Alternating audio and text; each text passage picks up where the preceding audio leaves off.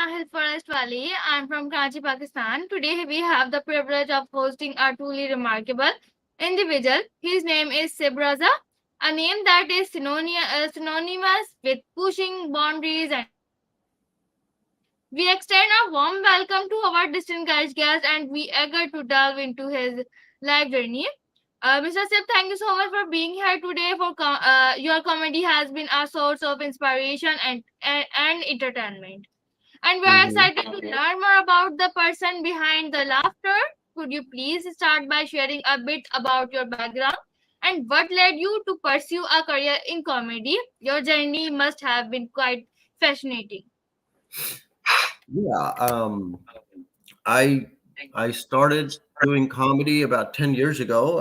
I was on a terrible date, and I know Pakistanis don't typically do that, or maybe they do that. I haven't been to Pakistan in over 20 years, so I don't know all the customs of Pakistan that much anymore. I know what goes on and stuff, but you know, but I was on a terrible date. I went to and I was like so bored of her. I was like, let's go to this open mic, and I saw comedians over there, and I'm like, oh, I can do better than that. And then I started writing, and that's how I got started. And then turns out I was really good at it, so I pursued it, and now I quit all my jobs. I had really high paying jobs, and I've quit all of that, and now I I do comedy now, and I make same or more doing comedy now.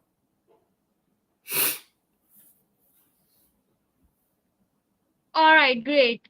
So, sir, my next question is your comedy is known for unexpected twists and turns. How do you come up with these creative angles and unique perspective on everyday experiences? So it's my life is very my comedy is based mostly on my life. I do have a lot of twists and turns in my comedy. It's it's better to show it than to actually tell you about it. However, I understand I can't like load videos on here right now, but it's my comedy is all about keeping the audience on their toes. So you just never know where the next punchline is coming from, right? You might be thinking, oh, I might say this or I might say that, and then the punchline will come from somewhere else, right? But that's part of the comedy is misdirection, is making you think one thing and then saying another.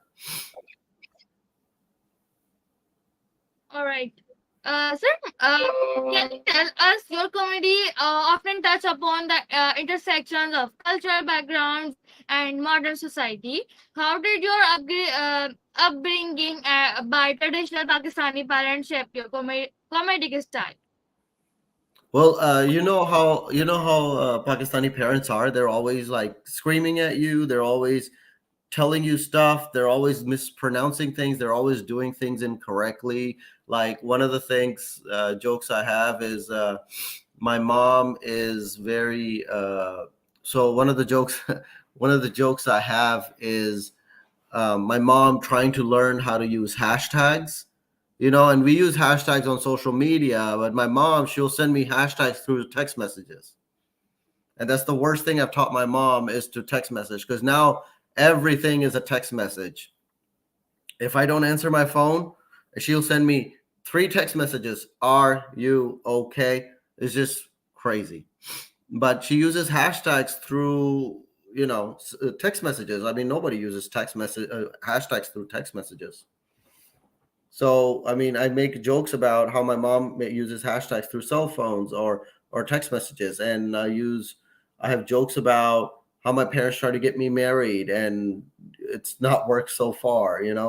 I'm 36 years old and I'm still single, and I haven't found a wife yet because I just haven't found a wife yet. So I make Okay, jokes. I mostly make fun of myself, really. okay, that's great.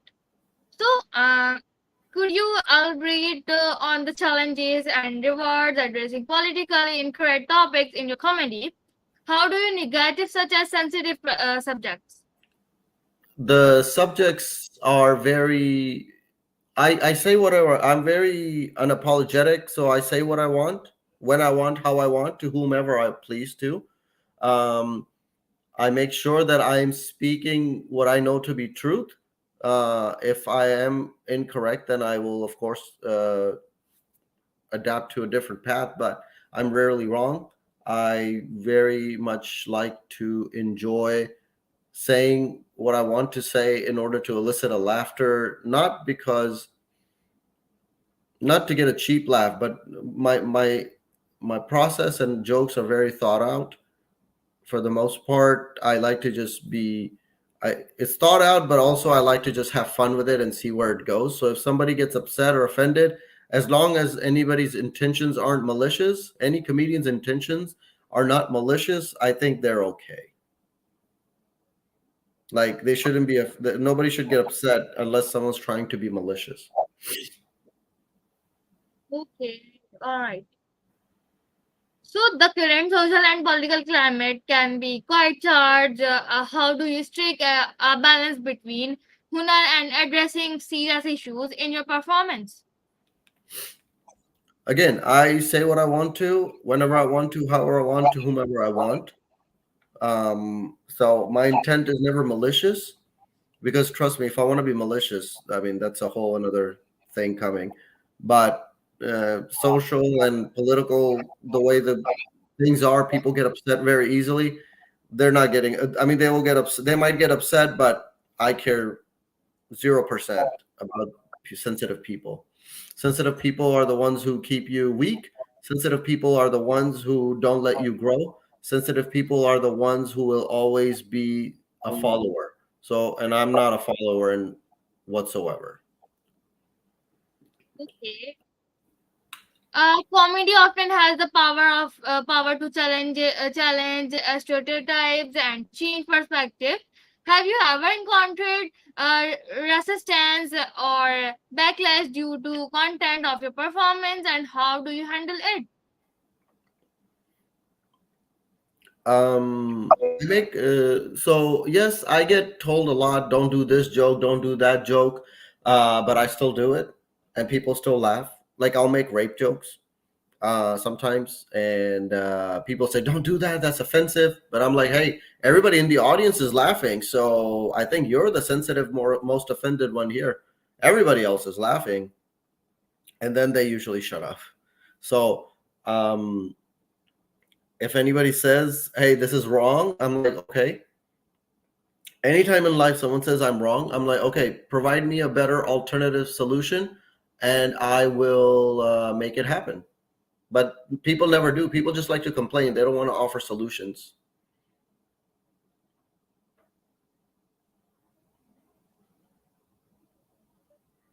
Okay, all right. Sir, my next question is, as a comedian, you are constantly pushing boundaries. Bar is too far when it of your comedy. Again, if I'm not being malicious, I think everything is fair game.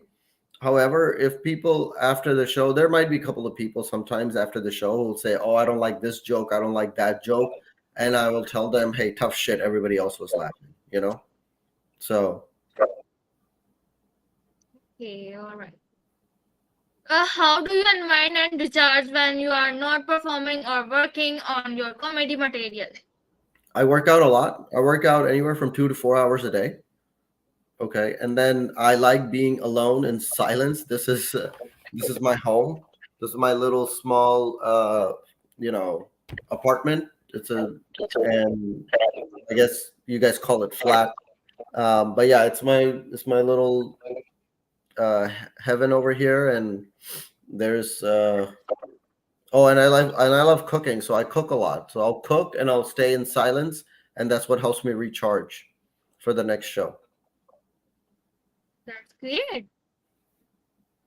Raising immigrant parents in an American context is a theme you explore in your comedy. Could you Mhm. share some personal and anecdotes or experiences that have influenced these aspects of your material? Like I said, my parents here don't get a lot of the stuff over here. Sometimes they'll mispronounce things, they'll misunderstand things. Like I had a I had a pedophile move in my old house in in my old neighborhood, and I told my mom, I was like, "Oh, that guy's a pedophile," and my mom goes, "Oh, I can use a pedicure." I was like, "No, no, no, no, no. That's not a she like I told my one of my moms like one of my girlfriends was a lesbian, and she goes, "Oh, she's from Lebanon." I was like, "Dude, no, that's Lebanese people, not lesbians." So like that kind of stuff happens a lot. My so my dad, my mom, they're kind of about the same. They're good people, and but they make like these innocent assumptions, if you will, or innocent mistakes, which is like endearing, and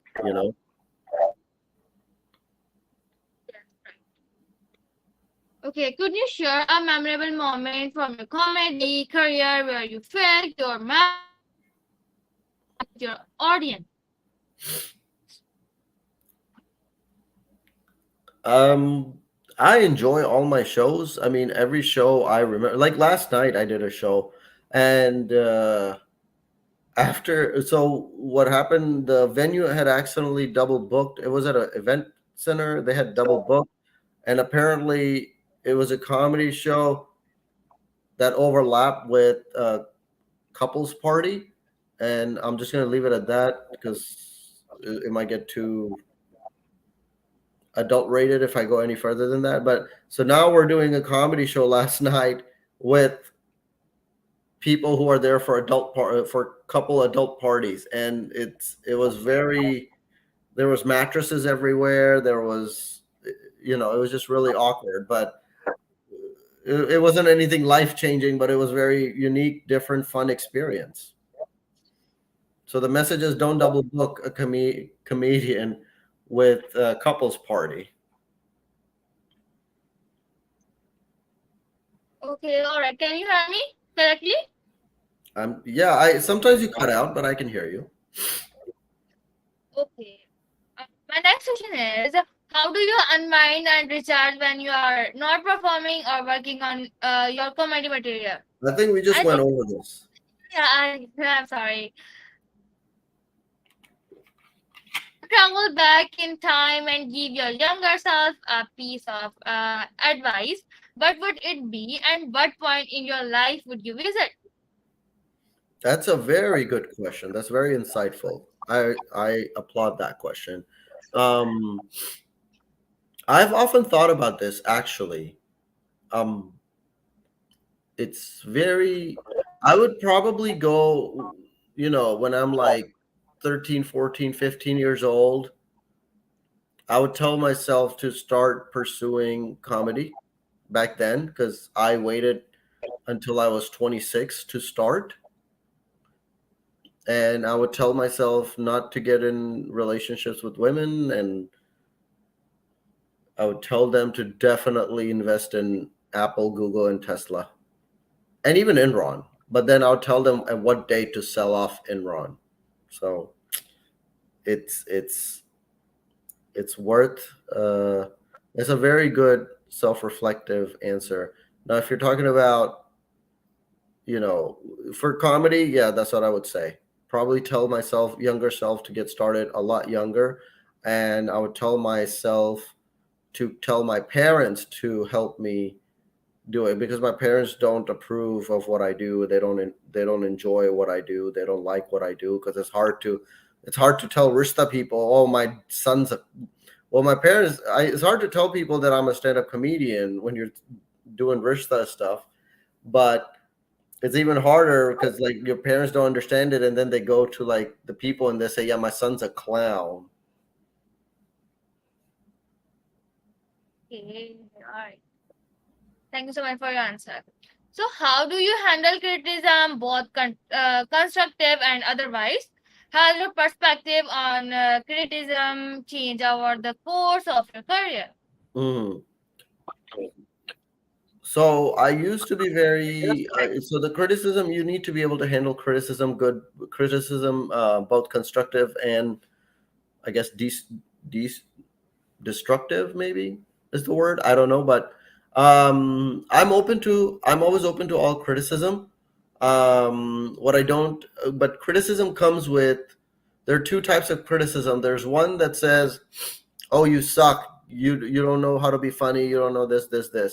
No problem." That one I don't respect as much, because criticism should allow one to say, "Hey, you're doing this wrong. Have you tried doing it this way?" Right? So if someone says this isn't funny or this joke isn't funny, okay, tell me how to make it better. Don't tell me it's not funny, right? Because if I try to like if I try to tell you like, "Hey, your podcast sucks," but I don't tell you how to improve it, then I'm at this point I'm just like insulting you. I'm not criticizing you. I'm insulting you. So I think criticism there it's either it's people call it constructive criticism. I call it, it's either criticism or it's an insult. So you're either insulting people or you're criticizing. And if you're criticizing, you insult, but then you offer a way to help. Can you hear me perfectly? Because I can hear you not perfect. It cuts out every so often. Now I can hear you perfectly. Okay. Yeah, Can I ask? it cuts out. If you didn't have the questions on the screen, I would be lost. I have questions. I have lots of questions. No. Okay, that's fine. Just ask. Okay. Um, my next question is: are there cultural traditions or values from your Pakistani background that you hold dear and integrate into your daily life? Yes, absolutely. Which actually, let me rephrase that. Pakistani culture, not so much. However, religious religiously, and I do try to integrate and you, hold dear to my life. Like religiously, I pray. I've done Hajj. I've done uh, do the Rosa, Zakat, Khums, all that stuff. I do.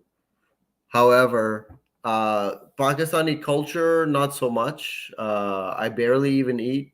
I shouldn't say barely, but I don't eat desi food as much either. Uh, I'm just so, I guess I'm so whitewashed at this point. So, but here I am. So I think as long as you have Islam, you're fine. I don't think cultures matter. In fact, I think Pakistani culture is very toxic. Uh, Pakistani mentality is very toxic. People can't claim to be Muslims, but when it comes time to actually practice, we're not the best at practicing, and I mean myself included. So that's something I'm working on. But culturally, I think we are very backwards. We are.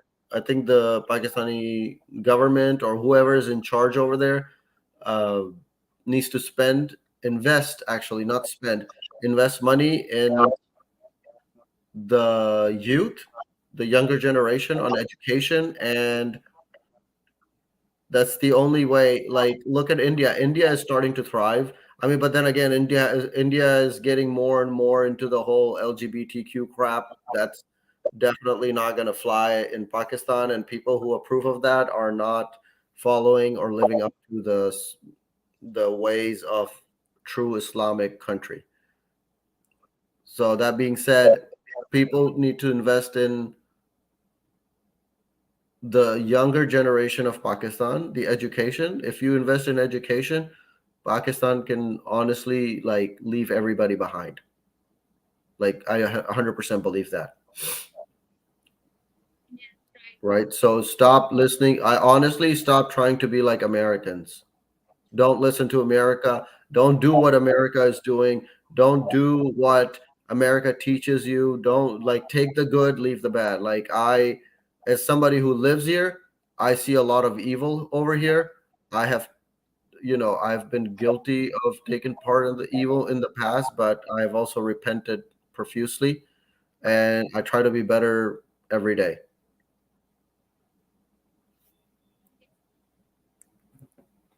Okay, what's a dream project or goal that you are have either within or outside the realm of Mhm. comedy that you have not yet pursued?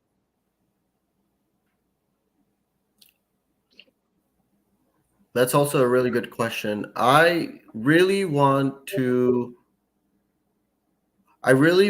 So I'm doing what I want to do right now, and I'm doing it to gain more, fame and influence. With fame comes influence. With influence comes power. With power, I want to use that power to bring more people to Islam.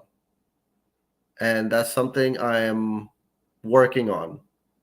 And I have made a lot of mistakes, so I have to rectify those before I can say, like, hey, I have changed and I'm a better man, and so I can help the future generation and help more people become Muslims. um, I have no doubt that I will get there, and I will convert a lot of I'll revert a lot of people to Islam, and if not, I'm gonna die trying at least. All right. Uh, how do you deal with self doubt or moments or uncertainty in your career? Is there a mantra or approach you see to overcome those feelings? I have no self doubt. I have no uncertainty. I don't get discouraged. I don't get intimidated. I'm not insecure. I don't feel an ounce of doubt ever. I do what I do and I say what I say, and I'm very content and I have conviction in everything I do and say. So you you can't go around life second guessing yourself. If for some reason I'm like, oh, this might not happen or that might not happen, I will make it happen. If something seems harder to accomplish, that's what I'm going for. I don't take the easy route. I make my life is very difficult. My life is very busy. And I like it that way because that's what makes me a better man. Propels me further into that's what propels me further into my goal. And it just takes me to another level than that most people will never achieve. Right.